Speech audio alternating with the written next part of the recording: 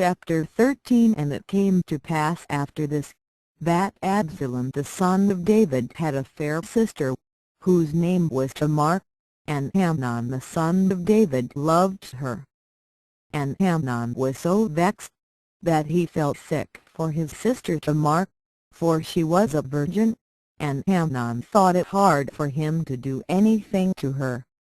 But Amnon had a friend, whose name was Jonadab, the son of Shimei David's brother, and Jonadab was a very subtle man. And he said unto him, Why art thou, being the king's son, lean from day to day? Wilt thou not tell me? And Amnon said unto him, I love Tamar, my brother Absalom's sister. And Jonadab said unto him, Lay thee down on thy bed, and make thyself sick, and when thy father cometh to see thee, say unto him, I pray thee, let my sister Tamar come, and give me meat, and dress the meat in my sight, that I may see it, and eat it at her hand. So Amnon lay down, and made himself sick. And when the king was come to see him, Amnon said unto the king, I pray thee, let Tamar my sister come, and make me a couple of cakes in my sight, that I may eat at her hand. Then David sent home to Tamar, saying, Go now to thy brother Amnon's house, and dress him meat. So Tamar went to her brother Amnon's house, and he was laid down. And she took flour, and kneaded it, and made cakes in his sight, and did bake the cakes. And she took the pan, and poured them out before him, but he refused to eat. And Amnon said, Have out all men from me. And they went out every man from him. And Amnon said unto Tamar, Bring the meat into the chamber, that I may eat of thine hand. And Tamar took the cakes which she had made, and brought them into the chamber to Amnon her brother. And when she had brought them unto him to eat, he took hold of her, and said unto her, Come lie with me, my sister. And she answered him, Nay, my brother, do not force me, for no such thing ought to be done in Israel. Do not thou this folly. And I, whither shall I cause my shame to go? And as for thee, thou shalt be as one of the fools in Israel. Now therefore, I pray thee, speak unto the king, for he will not withhold me from thee. Howbeit he would not hearken unto her voice, but, being stronger than she, forced her, and lay with her. Then Amnon hated her exceedingly, so that the hatred wherewith he hated her was greater than the love wherewith he had loved her. And Amnon said unto her, Arise, be gone. And she said unto him, There is no cause. This evil in sending me away is greater than the other that thou didst unto me. But he would not hearken unto her. Then he called his servant that ministered unto him, and said, Put now this woman out from me, and bolt the door after her. And she had a garment of divers colors upon her, for with such robes were the king's daughters that were virgins apparelled. Then his servant brought her out, and bolted the door after her. And Tamar put ashes on her head, and rent her garment of divers colors that was on her, and laid her hand on her head, and went on crying. And Absalom her brother said unto her, Hath Amnon thy brother been with thee? But hold now thy peace, my sister, he is thy brother, regard not this thing. So Tamar remained desolate in her brother Absalom's house. But when King David heard of all these things, he was very wroth. And Absalom spake unto his brother Amnon neither good nor bad, for Absalom hated Amnon, because he had forced his sister Tamar. And it came to pass after 2 full years, that Absalom had sheep shearers in Baal-hazor, which is beside Ephraim. And Absalom invited all the king's sons. And Absalom came to the king, and said, Behold now, thy servant hath sheep shearers.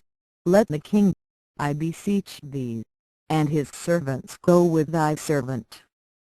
And the king said to Absalom, Nay, my son, let us not all now go, lest we be chargeable unto thee. And he pressed him, howbeit he would not go, but blessed him. Then said Absalom, If not, I pray thee, let my brother Amnon go with us. And the king said unto him, Why should he go with thee? But Absalom pressed him, that he let Amnon and all the king's sons go with him. Now Absalom had commanded his servants, saying, Mark ye now, when Amnon's heart is merry with wine, and when I say unto you, Smite Amnon, then kill him, fear not, have not I commanded you? Be courageous, and be valiant. And the servants of Absalom did unto Amnon as Absalom had commanded.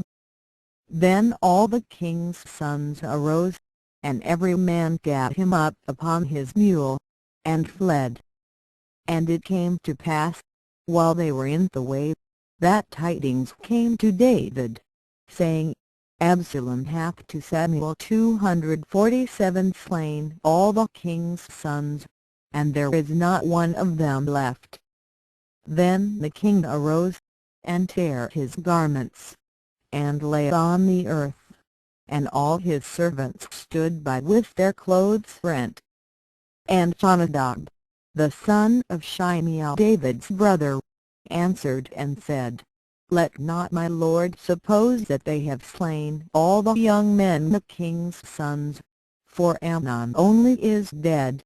For by the appointment of Absalom this hath been determined from the day that he forced his sister Tamar. Now therefore let not my lord the king take the thing to his heart, to think that all the king's sons are dead, for Amnon only is dead.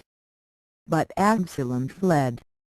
And the young man that kept the watch lifted up his eyes, and looked, and, behold, there came much people by the way of the hillside behind him. And Jonadab said unto the king, Behold, the king's sons come, as thy servant said, so it is. And it came to pass, as soon as he had made an end of speaking, that, behold, the king's sons came, and lifted up their voice and wept. And the king also and all his servants wept very sore. But Absalom fled, and went to Talmai, the son of Ammihudi, king of Geshur. And David mourned for his son every day. So Absalom fled, and went to Geshur, and was there 3 years. And the soul of King David longed to go forth unto Absalom, for he was comforted concerning Amnon, seeing he was dead. Chapter 14. Now Joab the son of Zeruiah perceived that the king's heart was toward Absalom. And Joab sent to Tekoa, and fetched thence a wise woman, and said unto her, I pray thee, feign thyself to be a mourner, and put on now mourning apparel, and anoint not thyself with oil, but be as a woman that had a long time mourned for the dead. And come to the king, and speak on this manner unto him. So Joab put the words in her mouth. And when the woman of Tekoa spake to the king, she fell on her face to the ground, and did obeisance, and said, Help, joking. And the king said unto her, What aileth thee? And she answered, I am indeed a widow woman, and mine husband is dead. And thy handmaid had 2 sons, and they two strove together in the field, and there was none to part them, but the one smote the other, and slew him. And, behold, the whole family is risen against thine handmaid. And they said, Deliver him that smote his brother, that we may kill him, for the life of his brother whom he slew, and we will destroy the heir also, and so they shall quench my coal which is left, and shall not leave to my husband neither name nor remainder upon the earth. And the king said unto the woman, Go to thine house, and I will give charge concerning thee.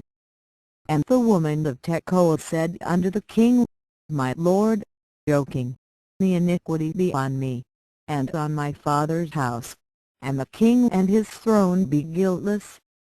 And the king said, Whosoever saith aught unto thee, bring him to me, and he shall not touch thee any more. Then said she, I pray thee, let the king remember the Lord thy God, that thou wouldest not suffer the revengers of blood to destroy any more, lest they destroy my son. And he said, As the Lord liveth, there shall not one hair of thy son fall to the earth. Then the woman said, Let thine handmaid, I pray thee, speak one word unto my lord the king. And he said, Say on. And the woman said, Wherefore then hast thou thought such a thing against the people of God?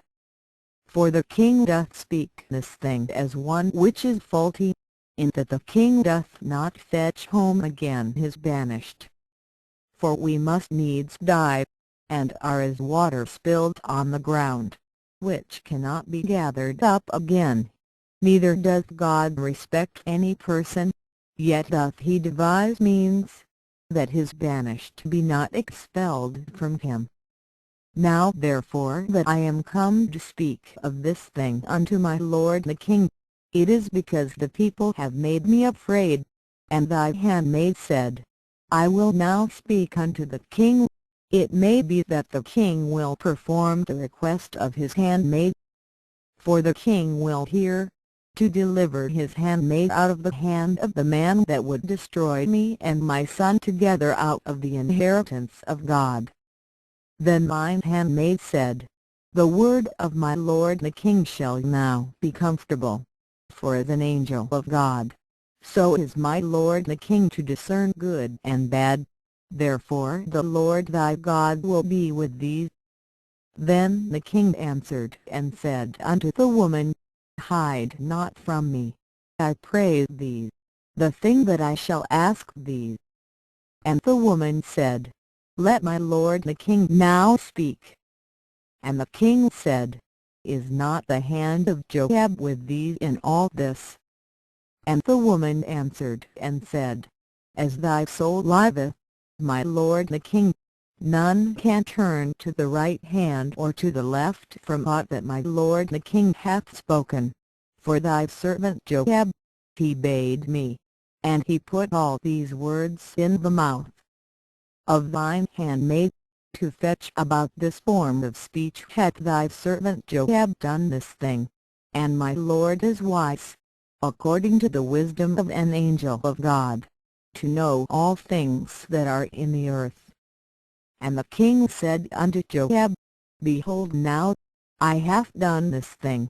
Go therefore, bring the young man Absalom again.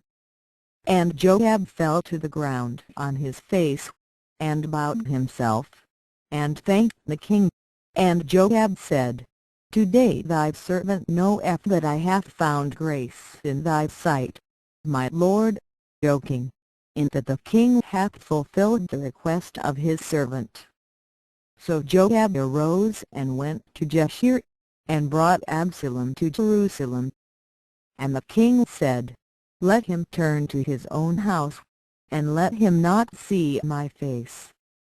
So Absalom returned to his own house, and saw not the king's face. But in all Israel there was none to be so much praised as Absalom for his beauty, From the sole of his foot even to the crown of his head there was no blemish in him. And when he polled his head, for it was at every year's end that he polled it, because the hair was heavy on him, therefore he polled it, he weighed the hair of his head at 200 shekels after the king's weight.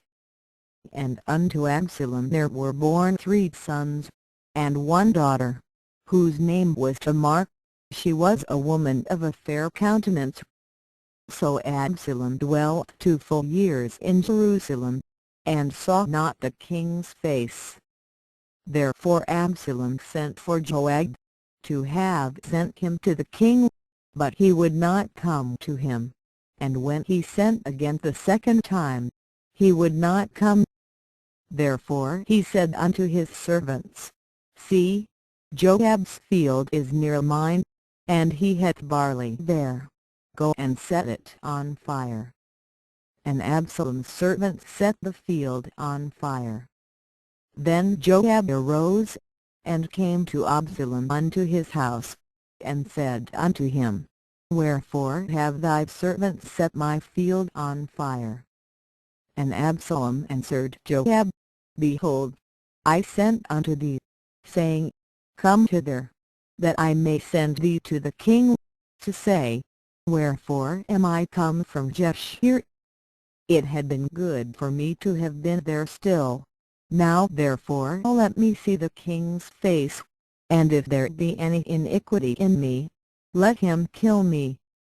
So Joab came to the king, and told him, and when he had called for Absalom, he came to the king, and bowed himself on his face to the ground before the king, and the king kissed Absalom,